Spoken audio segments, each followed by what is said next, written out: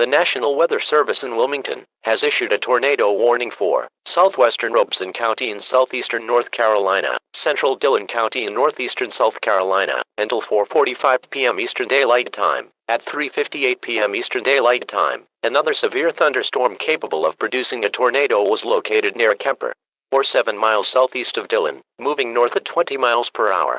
Hazard: tornado. Source: radar indicated rotation. Impact: expected damage to mobile homes, roofs, and vehicles.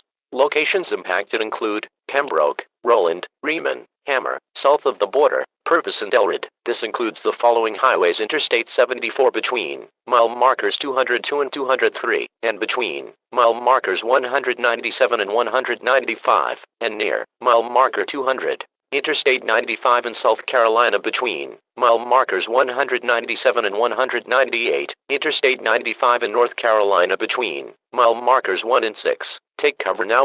Move to a basement or an interior room on the lowest floor of a sturdy building. Avoid windows. If you are outdoors, in a mobile home, or in a vehicle, move to the closest substantial shelter and protect yourself from flying debris.